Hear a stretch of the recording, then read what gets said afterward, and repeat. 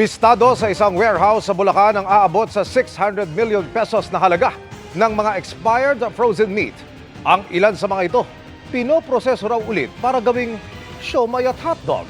Nakatutok si John Consulta. Bit-bit ang search warrant. Pinasok ng NBI Central Luzon Regional Office ang cold storage warehouse na ito sa May Kawayan, Bulacan. Dito bumungad sa kanila ang kahong-kahong mga imported meat products na ang ilan nabubulok at may amag na. Sa tulong ng isang informante, nabisto ng NBI ang umunoy pinakamodus ng kumpanya para pagtakpan ang mga expired ng produkto. Marami may mga black spots, may mga inaamag na, and the worst, may inuuod na talaga. Para ma-save nila yung kanilang produktong already expired, ay nire-reprocess nila. It's either they reprocess the products, they are relabeling the products to make it appear na hindi pa ito expired. Ginagrind nila and ginagawa nila into other products like siomay, hotdog. Ganito nga karami ang mga meat products na nakita ng mga NBI raiding team dito sa May Kawayan, Bulacan. At sinasabi ng mga ahente ay dito sa lugar na to nakita yung mga bulok ng mga meat products na way back 2021, 2020 pa nag-expire. Ang sinasabi ng NBI ay sobrang delikado daw itong mga meat products na ito kung sakasakaling maibenta sa merkado. Malaking pagkakataon yung magkasakit ka rito dahil mga expired na nga. Hindi na fit for human consumption. Depensa ng abogado ng kumpanya. We categorically deny all of those insinuations na binabato ng mga tiga-NBI sa kliyente namin. Sa tanong naman kung bakit may mga nakatagong nabubulok na meat products na nag-expire noon pang 2020 hanggang 2022. We will confirm with that with our client because we will answer all those allegations, all those questions because it already touched on the merits of the case in the proper time and in the proper forum, sir. Aabot sa 600 million pesos ang kabuang halaga ng mga expired frozen meat na nasamsam sa operasyon. Ayon kay NBI Director Jaime Santiago, hihilingin daw ng NBI ang agarang pagdidispose sa mga nabubulok na meat products para di na may benta sa merkado. Nakakaso nating Republic Act 7394 or Consumer Act of the Philippines at saka in relation sa Food Security Act. Para sa GMA Integrated News, John Consulta, nakatutok 24 oras.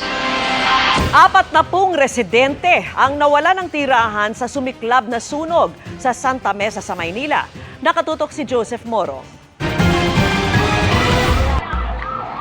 Itim na usok na may kasama pang pagsabog ang bumulabog sa mga residente ng Pat Antonio Street sa Santa Mesa, Maynila bandang alas 11 ng umaga kanina.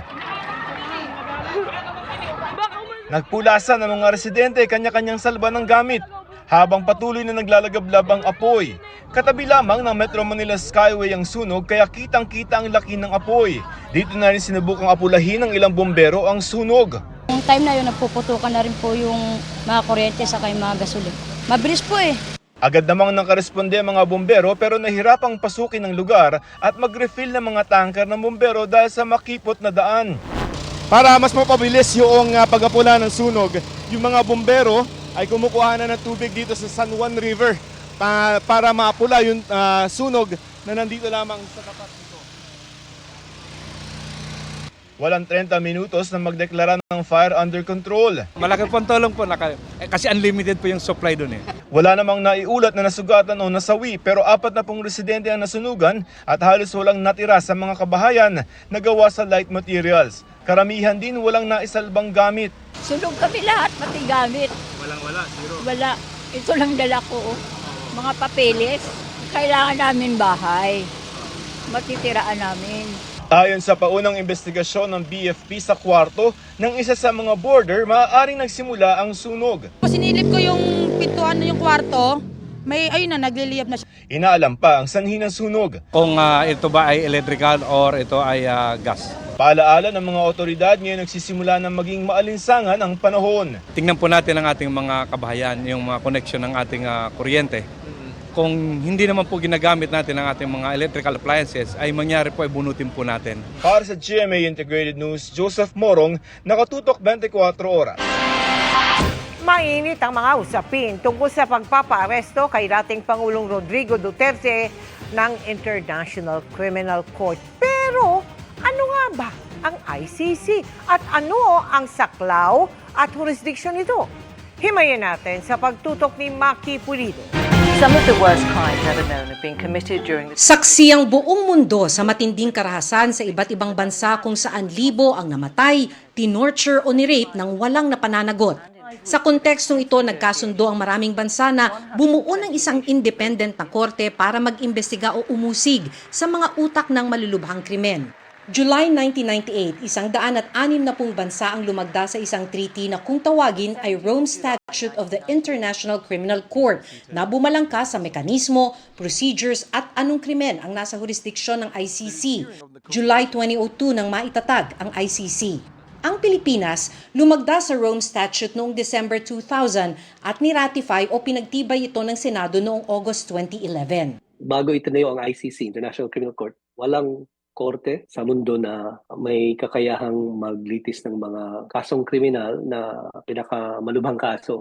4 na malulubhang krimen ang nasa jurisdiksyon ng International Criminal Court: genocide, war crime, crime of aggression at crimes against humanity na kinakaharap ni dating Pangulong Rodrigo Duterte. Hindi pinangingibabawan ng ICC ang mga regular na korte ng mga estado. Papasok lang ito sa eksena kung hindi kumikilos ang estado o hindi tunay ang hangarin nitong mapanagot ang mga individual sa likod ng mga malubhang krimen. Ang ICC is not actually meant to try all sorts of crimes, no?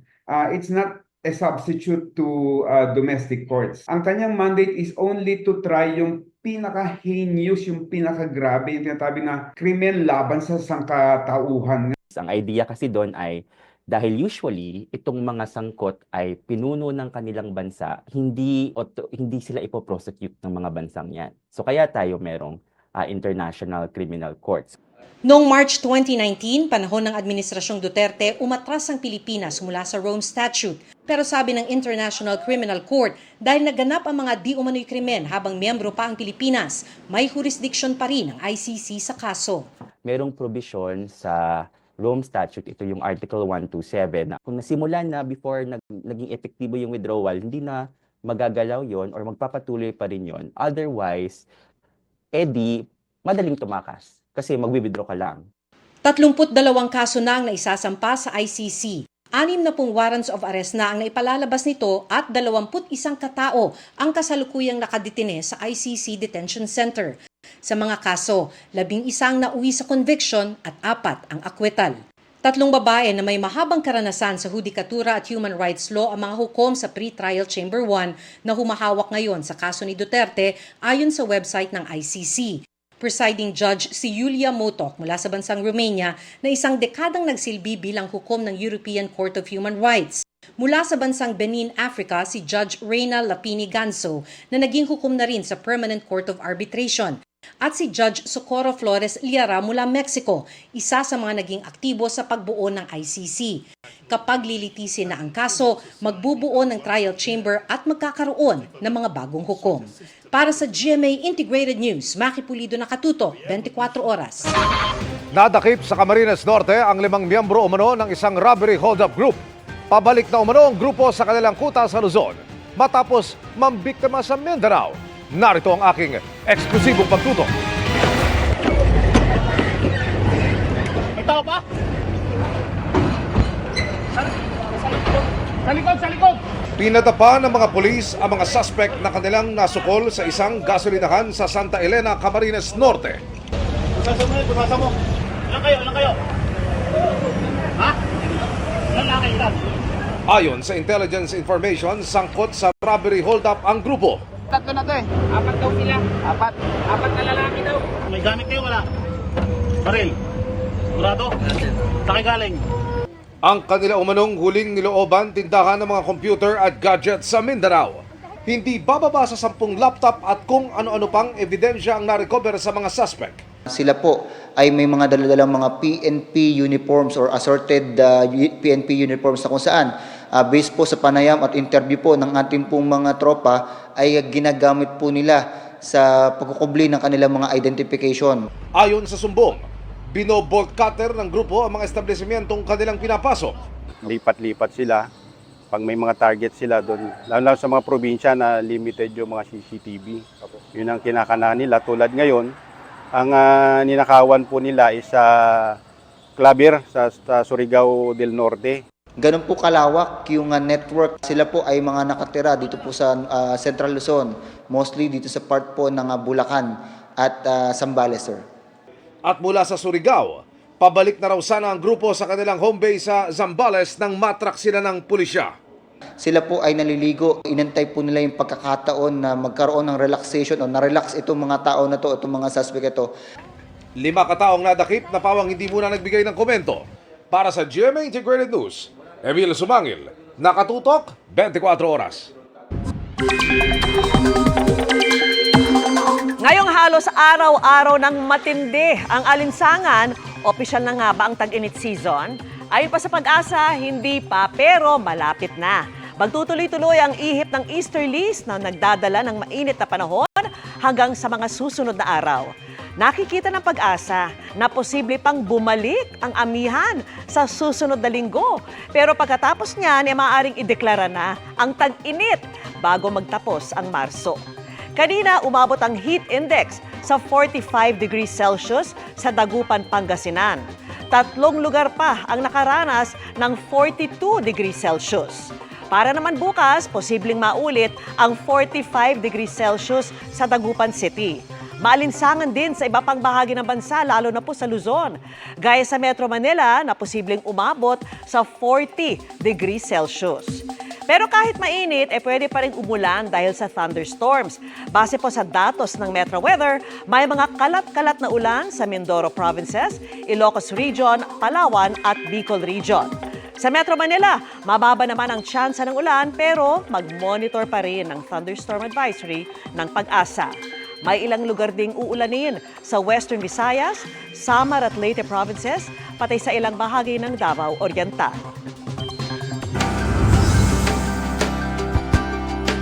Nitong Lunes, ibinahagi namin ang kwento ng isang kaawa-awang bata na sa kanyang murang edad, marami nang iniindang problema sa kalusugan. Sa kauna-unahang pagkakataon ay mapapasuri na siya sa iba't ibang mga doktor dahil sa tulong ninyo sa GMA Kapuso Foundation. Hirap makipagsabayan sa mga kaedad si Mark. Sa edad na 8 kasi, malabo na ang kanyang mga mata at mahina ang pandinig. Sira rin ang kanyang mga ngipin at payat. Nahinala ng ina ay dahil isang beses lang siya nakapagpasuri nung buntis pa. Dapat po nagpa-check up na po ako nung para po nabigyan po ako ng reseta po ng vitamins, para po nainom ko po yun. Para malaman ang kondisyon ni Mark, pinasuri siya ng GMA Kapuso Foundation sa mga espesyalista. Isa sa mga sumuri ay si Dr. Jocelyn Eusebio, isang developmental pediatrician. Diagnosis sa kanya still is intellectual disability. Kaya natin ine-emphasize sa mga parents na pag sila ay buntis, dapat healthy sila. Sumailalim din siya sa Griffith test na sumusukat sa developmental skills. Sa edad niya na 8 years, 3 months actually, ang kakayahan niya sa pag-identify ng letters, nasa 4.5. Pagdating naman sa pagsusulat, nasa 4.5 to 5 years old tayo. Ayon naman kay Dr. Matt Geronimo, isang ophthalmologist, may kaunting grado na ang mga mata ni Mark. Kaya pinasukatan na natin siya ng salamin sa optometrist na si Dr. Christy Querido. Hindi rin pantay yung grado ng left and right. Sa pagsusuri naman ng Ledesma Audiological Center sa pandinig ni Mark, napag-alamang mahina na ang pandinig ng pareho niyang tenga at kailangan na niya ng hearing aid. Ang dentist naman na si Dr. Emil Santos ang mag-aayos ng kanyang mga ngipin. Kailangan din ni Mark ng nutritional build-up, kaya binigyan natin siya ng groceries, gatas at gamot. Mababa po talaga yung ating timbang sa edad po niya, mababa po yung kanyang height sa edad po niya. So meron po tayong tinatawag na severe malnutrition. Sa mga nais tumulong kay Mark, maaari po kayo magdeposito sa aming mga bank account o magpadala sa Cebuana Luwalier. Pwede ring online via GCash, Shopee, Lazada at Globe Rewards. Midweek chikahan na po mga kapuso at ang maghahatid ng latest sa showbiz happenings ngayong gabi. Walang iba kundi si binibining marikit star, Ashley Rivera. Ashley! Thank you, Miss Vicky. And happy midweek chikahan mga kapuso! Go hard or go home ang peg ni Christopher Martin sa nahihiligan niya ngayong hobby na pagtakbo. Bagong bonding din daw nila ito ng mga kaibigang sina Barbie Forteza at Alden Richards. Makichika kay Aubrey Carampel. From acting to running, ganyan ang bagong bonding ng magkakaibigan at dating twin stars na sina Alden Richards, Christopher Martin at Barbie Forteza. Si Alden, bukod sa CrossFit, nahilig din daw sa pagtakbo. I think the best way to bond with friends is through fitness.